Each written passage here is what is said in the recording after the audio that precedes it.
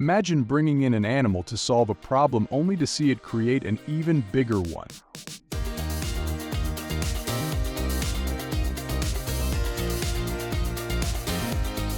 In the late 1970s, Japan had a serious issue. Venomous snake bites were a big danger, especially in rural areas.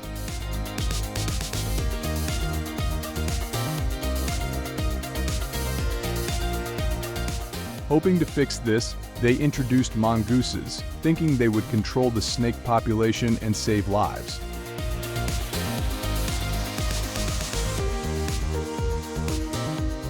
But over the next 25 years, something unexpected happened. Instead of solving the problem, Japan found itself facing an even bigger environmental mess. This is the surprising story of how one decision led to a new problem and the hard work it took to set things right.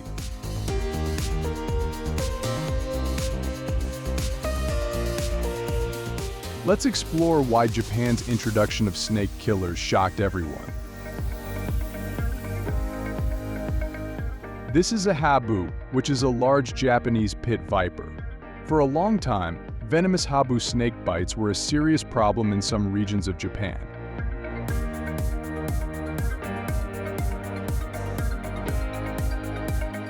These snakes greatly affected people's lives. In 1980 alone, around 400 people were bitten, and unfortunately, some didn't survive. But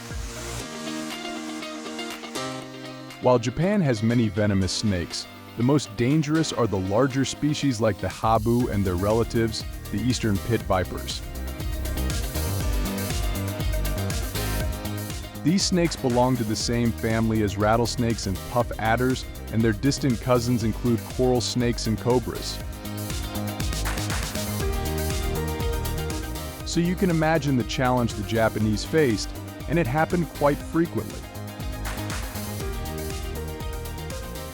With such dangerous snakes living nearby, people were constantly at risk of being bitten, making these venomous snakes a serious concern for many years.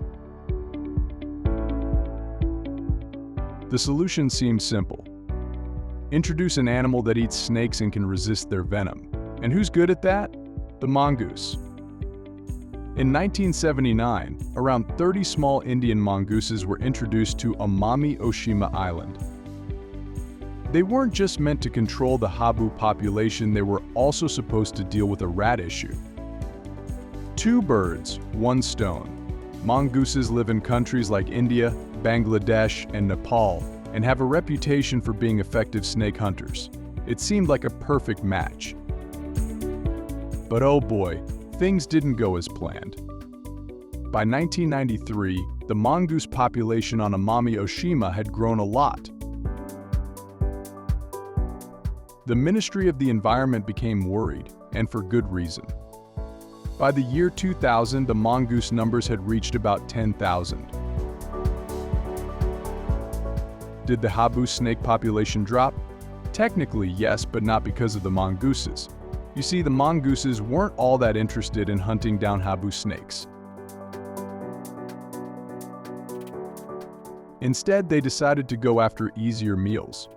Who wouldn't choose a snack that didn't bite back, right? And just like that, the original problem of snake bites didn't really improve much. The thing is, mongooses are great snake hunters. They're quick, agile, and have special receptors that make them resistant to snake venom. It's like they're built for the job. So what went wrong? Well, mongooses are active during the day, while habu snakes are nocturnal. They were like two ships passing in the night. They just didn't cross paths that often. And even when they did meet, the mongooses weren't too keen on spending the effort to hunt snakes. Why bother when there were plenty of mice and rabbits around, just waiting to be caught? It's like having the choice between fast food and a 5-course meal you have to cook yourself. Most of us are going to choose the easy option. While the mongooses weren't doing much to help with the snakes, they were very good at something else: breeding. By 2000, the Japanese government decided something had to be done. A program was started to reduce their population. And since then, about 32,000 mongooses have been captured. In April 2018, the last recorded mongoose was captured, and there haven't been any new sightings since.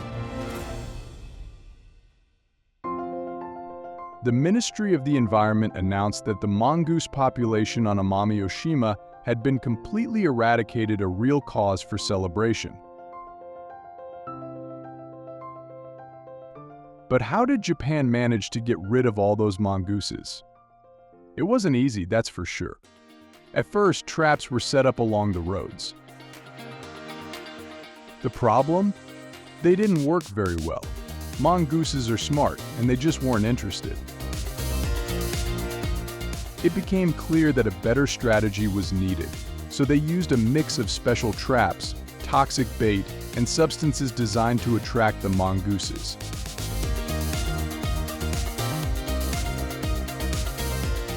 They even brought in search dogs to help. This multi-layered approach finally made a difference.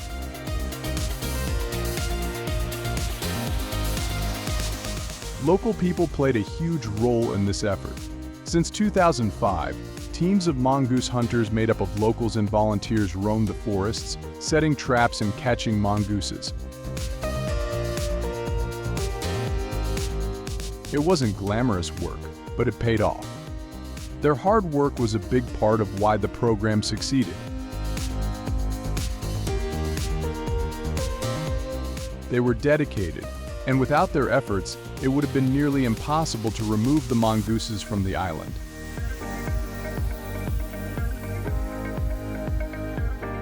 Some folks might wonder why all this effort was necessary. Why not just leave the mongooses alone? After all, they weren't native, but did they really have to go? The answer is yes. Mongooses might not have been too interested in the habu snakes, but they were very interested in the island's native animals like the Amami rabbit. Amami Oshima is a UNESCO World Heritage Site, home to many rare species that aren't found anywhere else. And the mongooses had a habit of targeting these animals, including the Amami rabbit, which is now endangered. These rabbits are often called living fossils because they're the last survivors of an ancient species of Asian rabbits.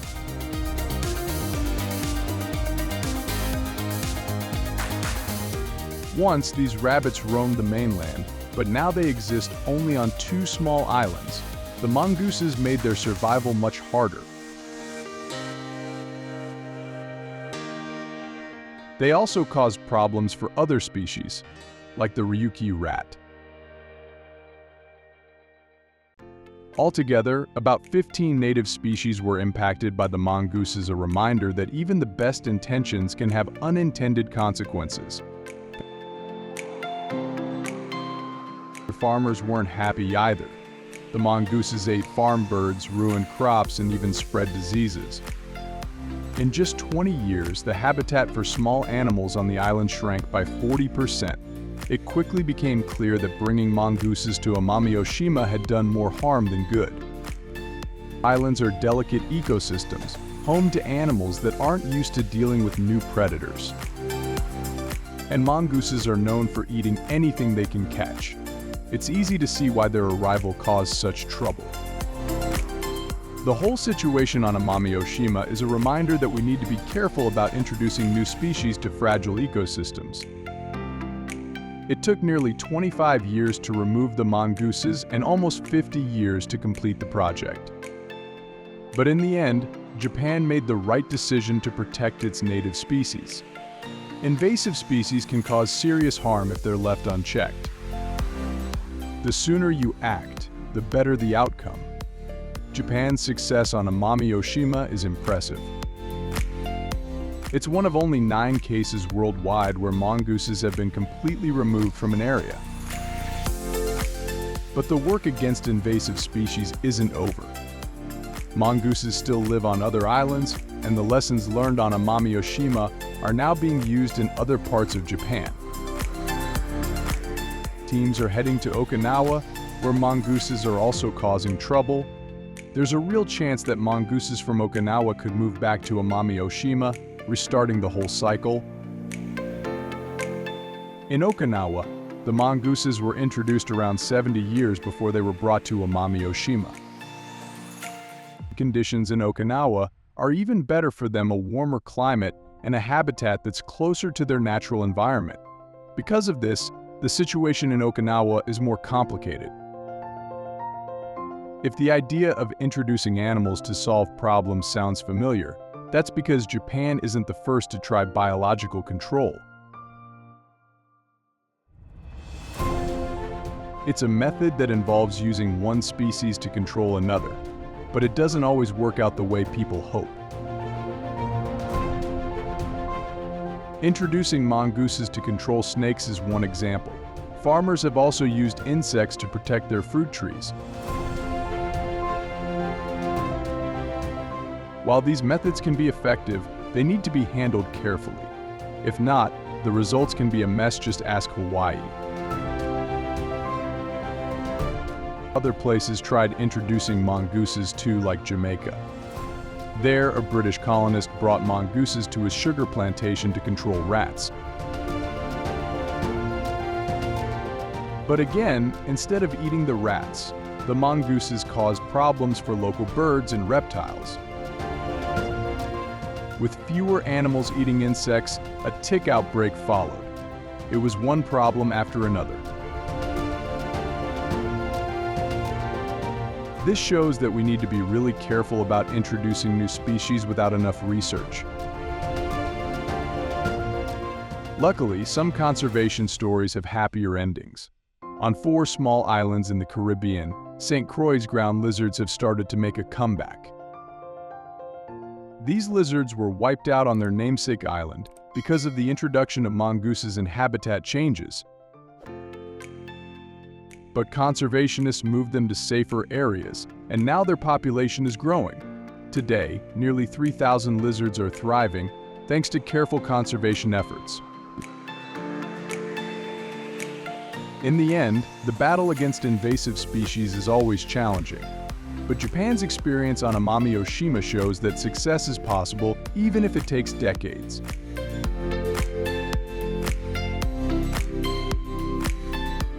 It's a great example of why we need to protect our ecosystems. And if there's one lesson we can all take away from this story, it's that sometimes trying to fix a problem quickly doesn't always work out. A little planning can go a long way. Thanks for sticking around, and if you want to hear more wild stories like this, be sure to subscribe to clgmachines.